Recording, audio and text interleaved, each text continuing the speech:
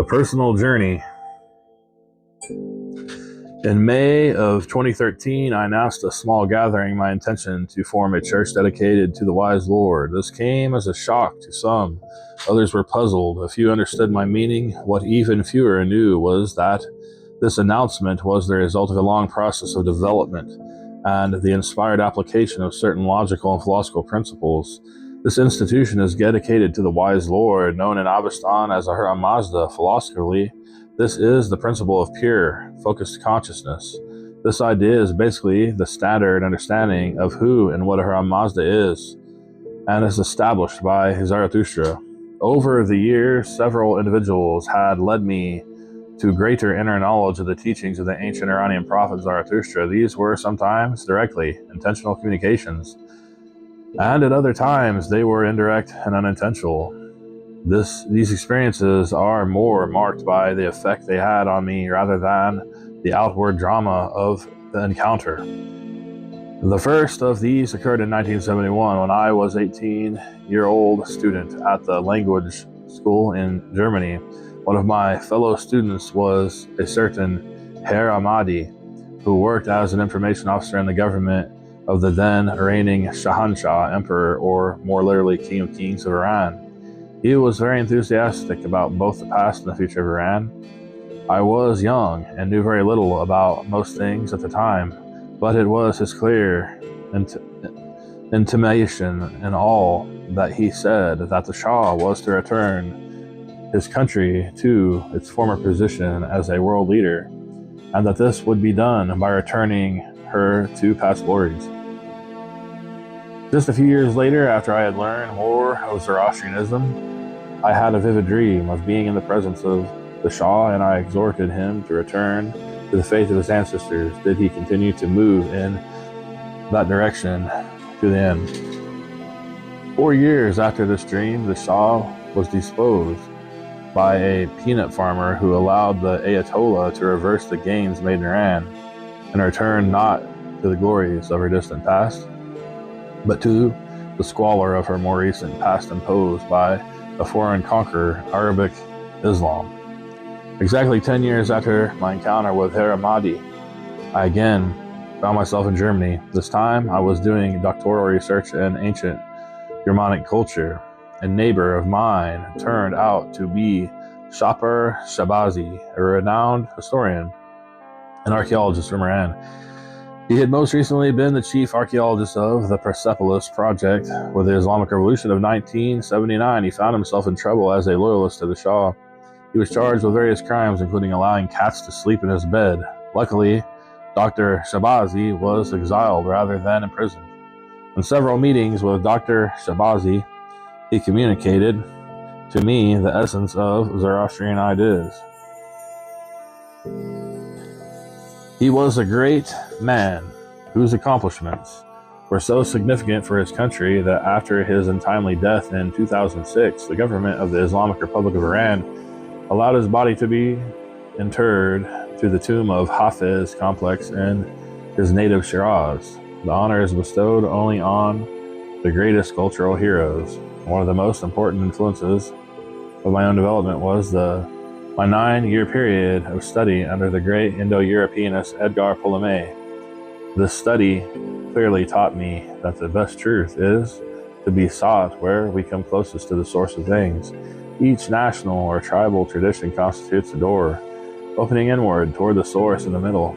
The principles of Indo-European culture, religion, and myth, access to the center only becomes available after one passes through several of these doors. All doors are theoretically equal, but the center transcends them all. Once one has accessed the center, one can begin to teach from that perspective. The doors I entered, each more or less deeply, were those of the Germanic peoples, the Celts, the Romans, the Greeks, the Slavs, Vedic Indians, and Iranians. Over a period of 30 years, I absorbed more and more of the way of the wise Lord. I studied some Persian language. Both Tajiki and Farsi dialects are dabbled in Avestan and Pahlavi. I thought that one day I would write a basic book on the subject of Zoroastrian religion. In recent years, I was exposed to many negative and depressing experiences, death of loved ones, illness of my beloved, my own aging, imminent threat of the destruction of my home by wildfire, betrayal by trusted people, and general collapse of my life's work. That I had spent 40 years building up. In the midst of this, my understanding of the wise Lord grew. I did not reject any of my past allegiances as they were discovered by adjuncts to the philosophy originally espoused by Zarathustra. I did not learn I had been wrong about those loyalties, but rather I had been incomplete in myself. I had not suffered the frailty of existence and learned to empathize with the downtrodden. In my efforts to pull myself up, I became a nurse aide, as the certification for that job was about the only way an old and overeducated man can get a job nowadays. In that work, I confronted the gates of hell, life in the most of the decay of the human mind and body. Those places are indeed the halls of Ahriman. Some of the denizens of the world even recognized a little bit of light I brought to their world. Their eyes would get wide, and their heads would go back, and they would exclaim, "You're shining." Others would take my hand and kiss it fervently. Of course, it was not me personally causing these reactions, but the manifestation of what I sought, the truth of the wise Lord. Over the years, I experimented with the practical ideas of Zoroastrianism. I conducted a few tests.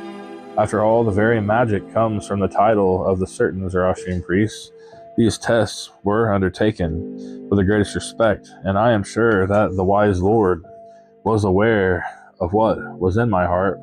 As I undertook each of the experiments, the purpose of these was to prove to myself that the traditional construct of IX.A had some sort of special power. My initial experiment, done several years ago, involving changing something in my own mind. I had seen a film when I was younger, which contained some disturbing scenes of animal cruelty.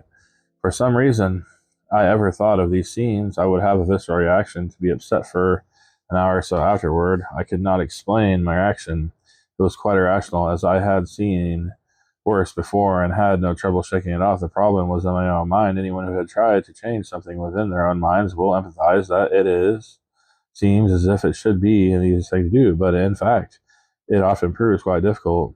It can sometimes be impossible. So, I thought, with a good pure mind, historically and traditionally conceived of as such for most 4 millennia, should be able to fix a part of that thing, mind, of which he is the absolute manifestation. With sincerity, I made contact with the name of IX.A and prayed that this feeling reaction be removed from my mind. An hour or so later, I tempted the system and thought of the scenes in question. They flowed across my mind, but the emotions did not react as they'd had before.